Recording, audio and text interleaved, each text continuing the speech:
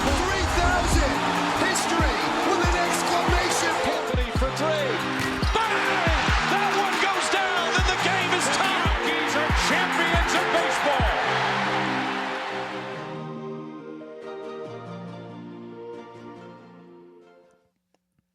There are a select few teams that I really enjoy beating in this league. Indiana, Philadelphia, Boston. I think you can put the Lakers up there. You know, it's always a thing.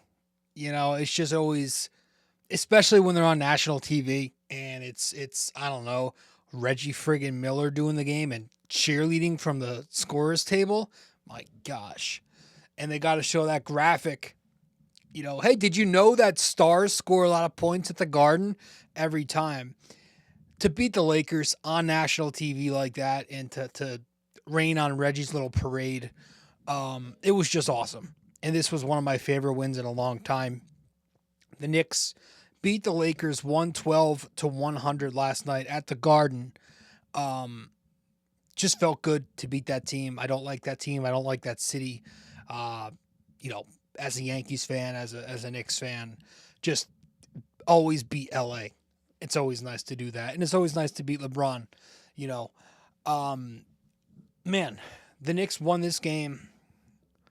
And, you know, if you were to told me that, you know, if you would have told me a week or 2 weeks ago, when the Knicks were in the doldrums, that they were going to win a game against a top seed by double figures where their offense wasn't amazing, I would have, you know, laughed that off. But they won a game by double figures against the top seed where their offense wasn't great. And how do you do that? Well, you do that behind your defense. I mean, Karl Towns and Jalen Brunson both failed to score 20 points. None of them scored in the fourth quarter. The Lakers, you know, were very aggressive in their help coverages all night, and it was giving the Knicks some issues. And even if they weren't cross-matching Hart and Cat, they were still having issues with their help schemes. And so the offense had their ups and downs, some good moments for sure, but there's no doubt this win, I should say, came behind their defense. And I don't think it'd be right to start anywhere else as this Knicks defense continues to stay hot. I mean, let's just be blunt. They have been hot. And if you look on Cleaning the Glass, per that website, overall now on the season, the Knicks are 13th in defense. But in their last 13 games, they're 4th in the entire NBA in defense. And during this 6-game win streak where they've held their opponent to 100 points or less in 5 of those games, they're number 1 in the NBA in defense with the 98.5 defensive rating.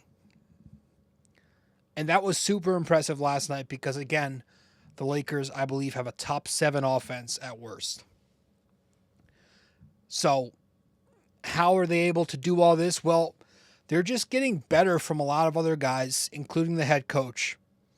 And shout out to Benji Ritholtz on Twitter. He put it perfectly. I'm going to paraphrase what he said. But one of my favorite follows is Benji, and he put out a perfect tweet last night just saying all the reasons the Knicks have picked it up defensively. He's like, first and foremost, Wingstop is playing like Wingstop again. You know, Bridges and OG are just a lot more connected. And then on the flip side of it, the Knicks' poor defenders are not, you know, total liabilities on that end. And it's about letting Cat and letting Brunson switch on and guard ISOs a lot more without sending extra help. But Mike Brown is cutting out the dead weight from the rotation, right? The defensive dead weights. Clarkson and Yabusele, of course, are out of the rotation. Even with Deuce sidelined, you're seeing more Shamet and Kolek minutes. You're seeing Diawara even get run.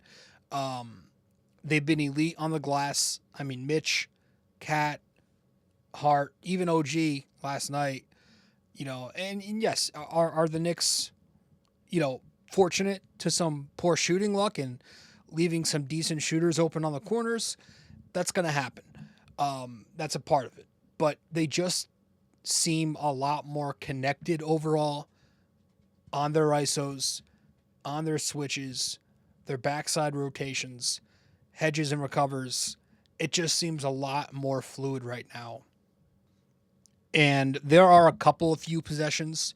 That makes no sense. There are a few possessions that I want to go over in this game.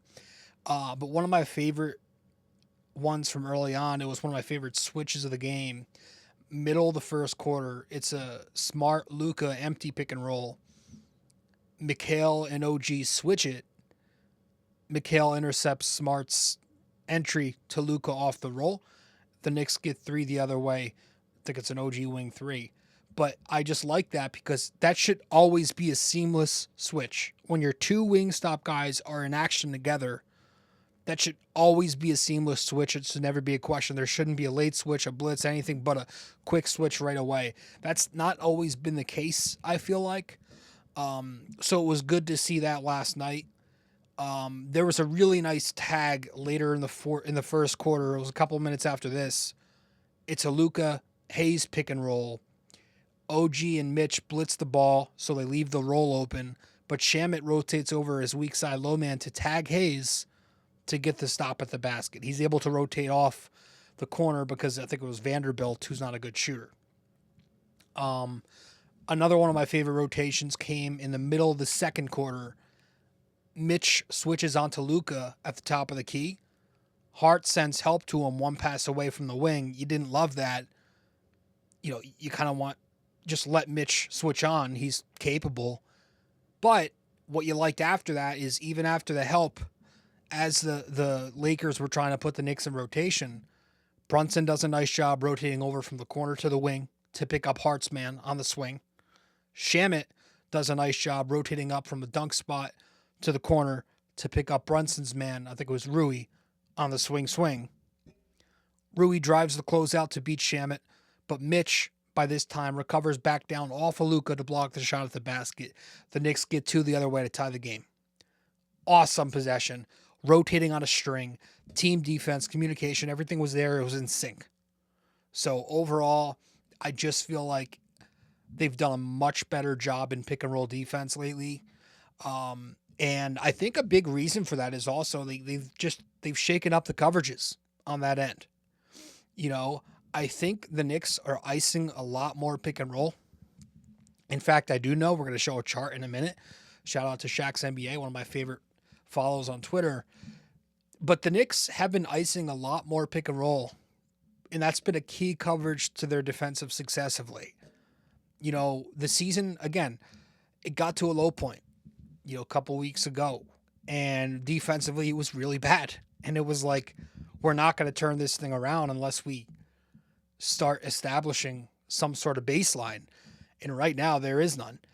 And then they have since picked it up, and they started icing pick and rolls, I think unironically around that same time, where their defense has started to pick it up, and they have been just flames on that end. They've been awesome, and ice coverage, for those who don't know what ice coverage is, it's your point of attack defender gets beside the ball handler, not in front of him. So he kind of gets beside him to try and force the dribble away from the screen, away from the middle of the court, and to the side of the court instead.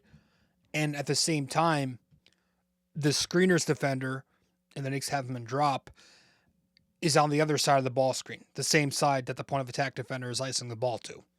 So what that does is it gives the Knicks the numbers advantage on that side of the floor because the guard's not in the middle of the floor with a ton of options to kick to. Instead, he's on the side of the floor with one extra defender and one less offensive player.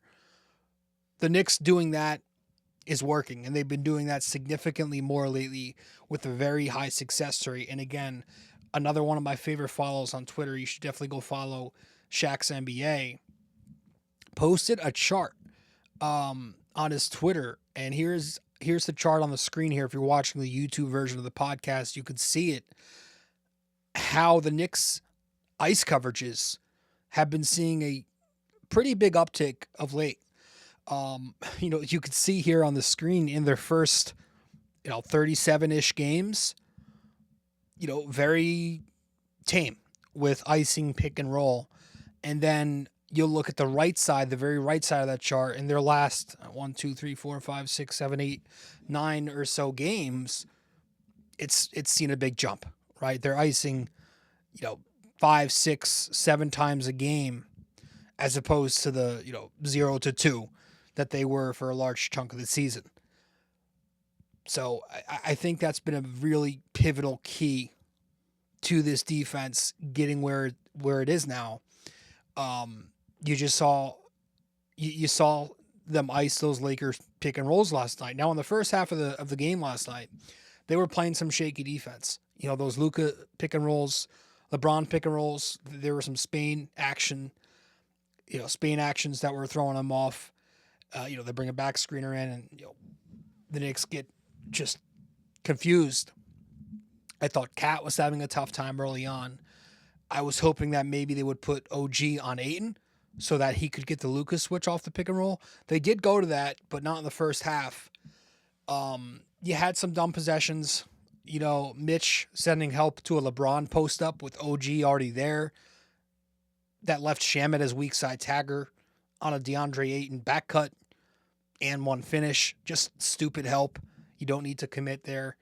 The Knicks got killed just in short rolls in the back when they were in high coverage because they just weren't rotating effective low man help. But they picked it up, especially later in the game. And for the most part, I thought this was a very sound defensive effort. And a big part of that was because of how connected they were on their ice coverages. They were doing a really good job taking away the roll, taking away middle penetration. In the middle of the first quarter, there was a nice possession.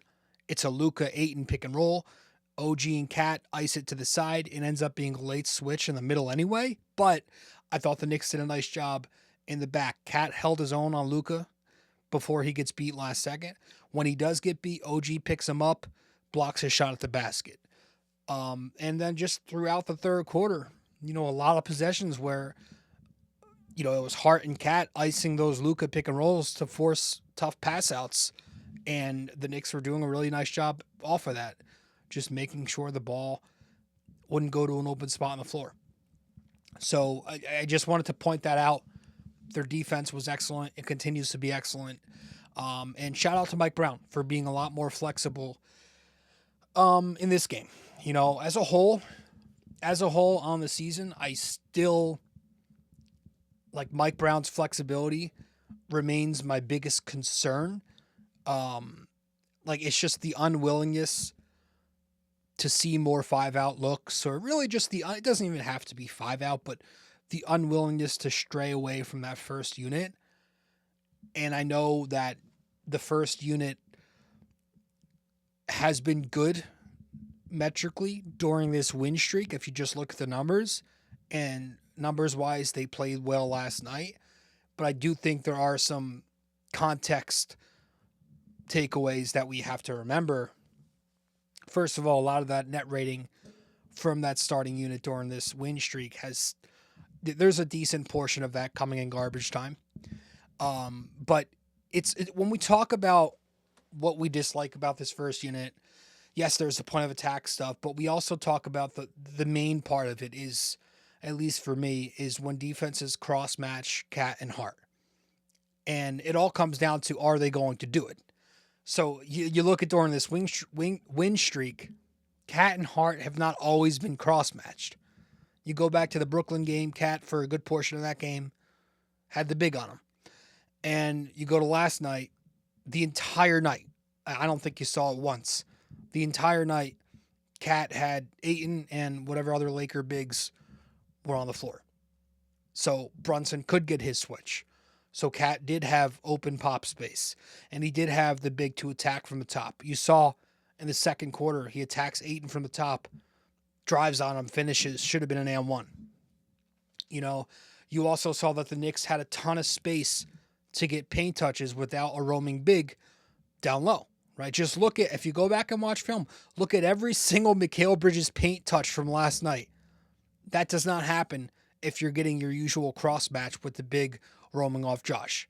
So I think that's important to remember. And last night, remember, Hart was making threes. That's not always going to be the case. You don't want to rely on that in the playoffs. The defenses aren't always going to go over those ball screens. They were going over those ball screens last night. You're not going to see that in the playoffs. So I still don't like the first unit so much together. But last night, you did see some shakeups in the lineup that you haven't in a while.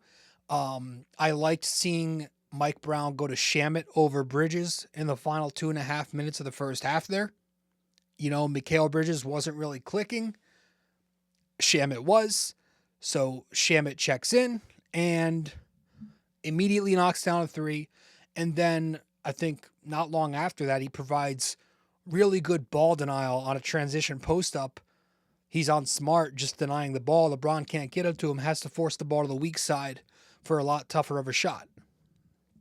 And so he was a big part of that little run at the end of the second quarter. And he also closed the game with Shamet. So credits are going to him for some spacing and some tough defense when he needed to. And then I also thought the Brunson-Kolek lineup looked really solid in the second quarter. They were just running all over that Lakers zone or their help coverages, whatever it was they were running in the second. I couldn't quite tell.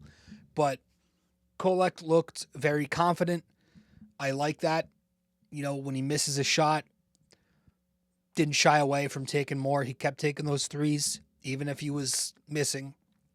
I'd rather him take the open three as opposed to him driving in his space for a contested two. So he scores 8 points in the second. And then, he goes back to Cat at the 4 in the second half there in the fourth quarter. Or no, the third quarter. In the third quarter, he goes back to Cat at the 4, at the actual 4, meaning Mitch is actually at the 5, not Hart on offense. He went to the double big. He puts Cat back in a little earlier than he usually does. It's like 3.5 left in the third quarter because the Lakers were struggling with the Knicks double bigs. And so Cat's in there for the final 3.5, and he's playing next to Mitch, and the Knicks go on this 15-5 run to close out the period. And the double big lineup, it's been interesting this year because Brown has these stretches where he shies away from it, and you don't really see it. And then he has these stretches where he will lean into it. And on the season, it is a two-man tandem that is a +3 in net rating. This is per NBA.com. The offense is not great, as you'd expect. Their offensive rating is below 110. So, again, whenever Cat is out there with Mitch, he's not going to have the big on him. Mitch will. So the offense won't be great. I do think there are things that Mike Brown and the Knicks can do. Pin downs and screening for Cat with Mitch. Certain things that can make this offense better when they're on the floor together.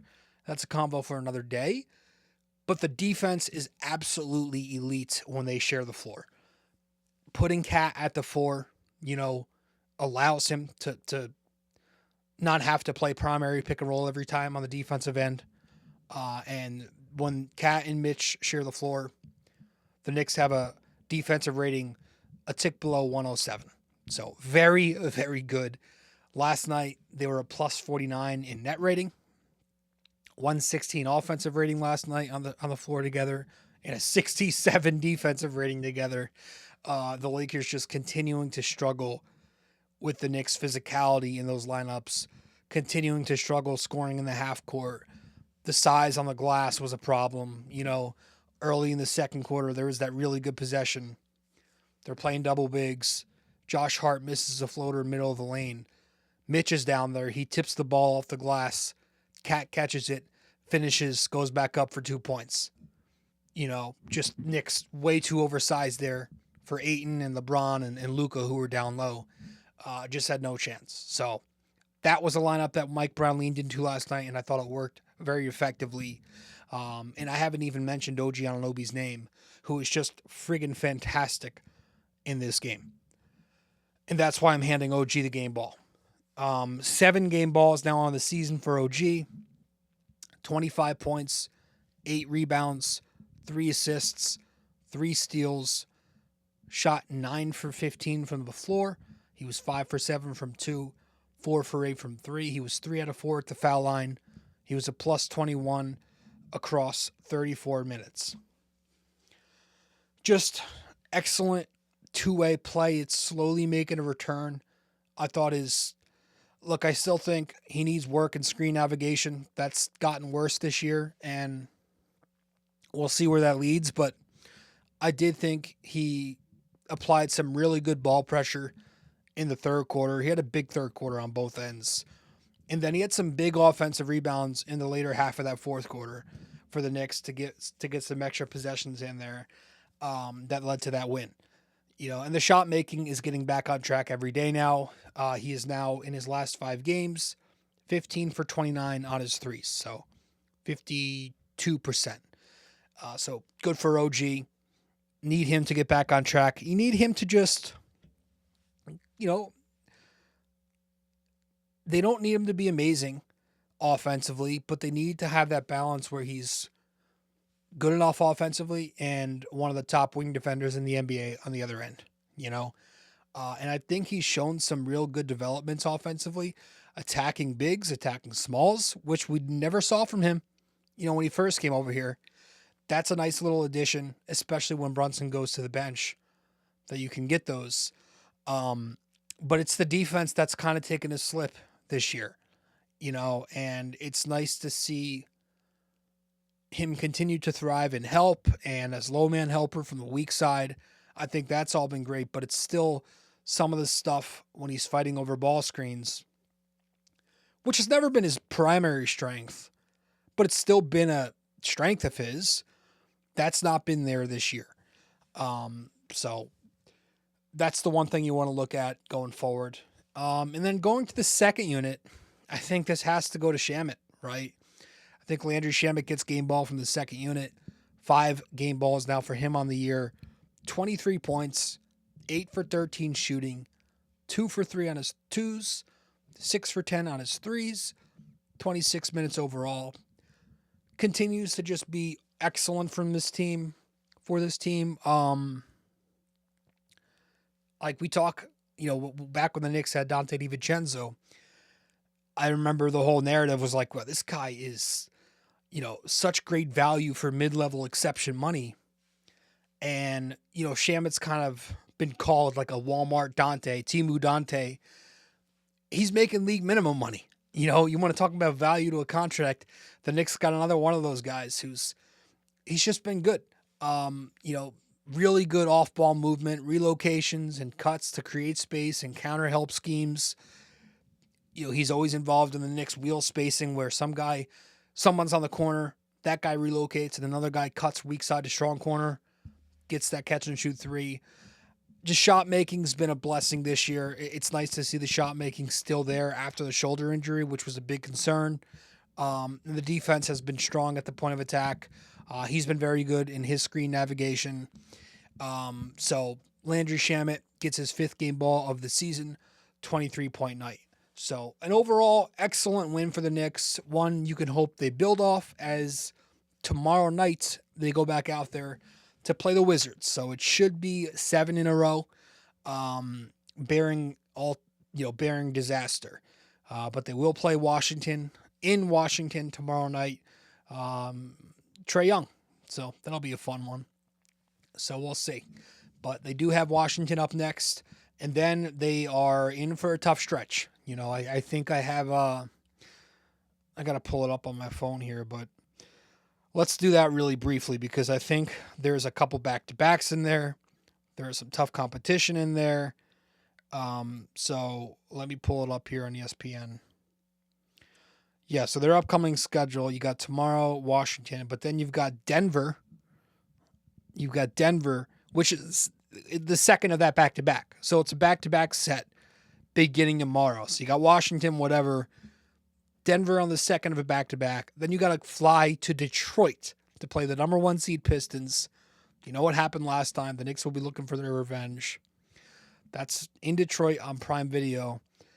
Then you're in Boston. So they got a tough schedule. You get a break with Indy, but it's never easy for the Knicks.